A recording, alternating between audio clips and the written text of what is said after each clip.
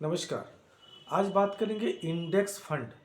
काफ़ी चर्चा में आजकल इंडेक्स फंड रहता है। इंडेक्स फंड में इन्वेस्ट करना चाहिए, नहीं करना चाहिए, या एक्टिवली मैनेज्ड म्यूचुअल फंड्स में करना चाहिए। थोड़ी सी जानकारी हम इसके बारे में लेंगे। देखिए, इंडेक्स फंड समझने से पहले ये समझिए कि हमारे देश में दो तरीके का एक्सचेंज है। Bombay stock exchange, national stock exchange. Bombay stock exchange का इंडेक्स यानी सूचकांक है सेंसेक्स, और नेशनल स्टॉक एक्सचेंज का सूचकांक है निफ्टी। जो सेंसेक्स है उसमें 30 कंपनियां आती हैं, जो इंडिया की टॉप मोस्ट 30 कंपनी है, जिसका सब कुछ बढ़िया चल रहा है, बढ़िया कंपनी है, वो 30 कंपनियां इसके अंदर है। और निफ्टी में 50 कंपनियां हैं। ऐसा नहीं कि जो 30 कंपनी या 50 कंपनी आ गई वो कभी निकलेगी नहीं। ऐसा नहीं होता, हो सकता है निकल भी जाए, क्योंकि उसका परफॉर्मेंस अगर ख़राब रहा कंपनी का तो फिर दूसरी कंपनी उसके बदले में एंट्री कर सकती है, और करती ही है। तो इसमें इन और आउट चलता रहता है। तो जो टॉप मोस्ट 30 कंपनी है वो सेंसेक्स में आ गई, और जो 50 टॉप मोस्ट कंपनी है वो निफ्टी में आ गई। ठीक है।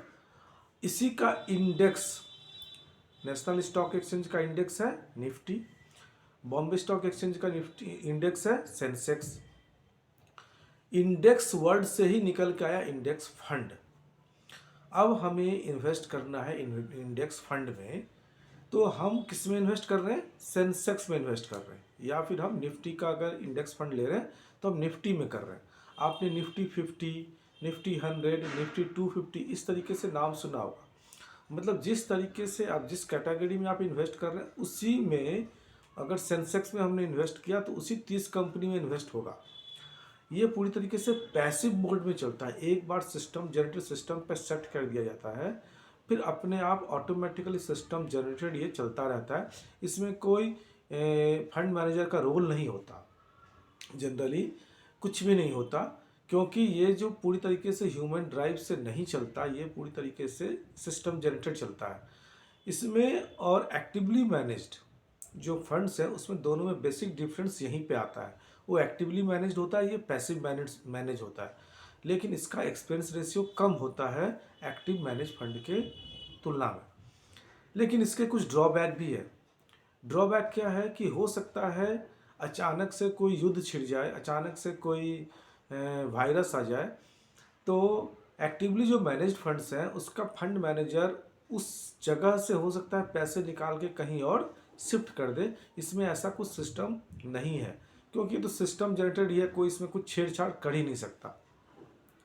इन जनरल देखा जाता है कि जो एक्टिवली मैनेज्ड फंड हैं, जो फंड मैनेजर मैनेज करते हैं, वो इंडेक्स फंड की तुलना में थोड़ा सा ज़्यादा रिस्की होता है। क्यों?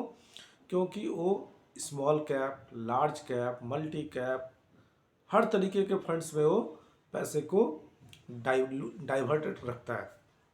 लेकिन यहाँ पे ऐसा नहीं है। जो 30 कंपनियां हैं टॉप मोस्ट, इसका मतलब सारे लार्ज कैप कंपनीज हैं। तो जिसको स्टेबल चाहिए, बिल्कुल ज़्यादा कुछ टेंशन नहीं लेना है, वो यहाँ पे मूव कर सकता है। लेकिन जिसको ज़्यादा रिटर्न चाहिए, हल्का सा रिस्क लेके भी, वो एक्टिवली मैनेज फंड के रूट से ही जाना पड़ेगा। लेकिन ऐसा नहीं है कि इंडेक्स फंड कम या एक्टिवली मैनेज फंड ज़्यादा रिटर्न दे देगा।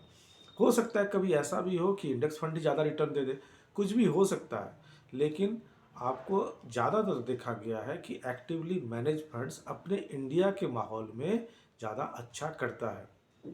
अमेरिका जैसे देशों में वहाँ पे पैसिव फंड्स या इंडेक्स फंड्स ज़्यादा चलते हैं, क्योंकि वहाँ पे ज़्यादा कुछ करने को रहा नहीं।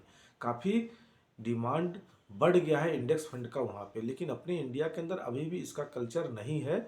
लेकिन आने वाले टाइम पे हो सकता है कि इंडेक्स फंड इसको बीट करे।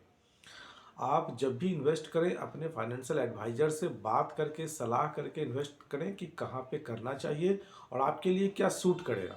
आपको इंडेक्स फंड के रूट से इन्वेस्ट करना चाहिए या एक्टिवली मैनेज्ड फंड से के रूट से इन्वेस्ट करना चाहिए। ये सब देख के अगर समझ के लेंगे तो काफ़ी अच्छा रहेगा, और रिटर्न भी अच्छा बना पाएंगे। आपका रिस्क प्रोफाइल कैसा है वो समझ के ही आपको इन्वेस्ट करना चाहिए। लेकिन अगर ज़्यादा रिटर्न बनाना है तो फिर ज़्यादातर देखा गया है कि इसमें ही इन्वेस्ट करना है, एक्टिवली मैनेज्ड फंड्स में। वहाँ पे ज़्यादा अच्छा होता है। थोड़ा सा एक्सपेंस रेशियो इंडेक्स फंड्स के मुकाबले में ज़्यादा होता है, लेकिन यहाँ पे एक्टिवली मैनेज्ड करते हैं फंड्स। और फंड मैनेजर भी सोचते हैं कि अगर इतना ही रिटर्न हम बना के देंगे जितना इंडेक्स फंड बना के दे रहा है तो फिर हमारी नौकरी तो गई। इसीलिए कोशिश करते हैं कि थोड़ा सा हम ज़्यादा रिटर्न बना के भी दें। तो आप इसको सही से इस्तेमाल करिए और देखिए, और अपने फंड मैनेजर के साथ अगर चलेंगे, फंड मैनेजर जहाँ जहाँ आपका इन्वेस्ट करता है एक्टिवली मैनेज्ड फंड में, तो फिर आपका रिटर्न भी अच्छा बनेगा। और सबसे बड़ी बात है, आपको टिक के रहना है। दोनों ही लॉन्ग टर्म है, ऐसा नहीं है कि दोनों शॉर्ट टर्म है, दोनों ही लॉन्ग टर्म विजन के साथ लिया जाता है, शॉर्ट टर्म विजन से नहीं लिया जाता। तो इंडेक्स फंड में और एक्टिवली मैनेज फंड्स में यही एक मेनिंग बेसिक डिफरेंस है कि यहाँ पे एक्सपेंस रेशियो कम है, यहाँ एक्सपेंस रेशियो ज़्यादा है। लेकिन आपको अपना रिस्क प्रोफाइल देख के ही इन्वेस्ट करना चाहिए, और साथ ही अपने एडवाइजर से भी ज़रूर सलाह करें कि मुझे कहाँ करना चाहिए। ये सब देखते हुए करेंगे तो आपको अच्छा रहेगा।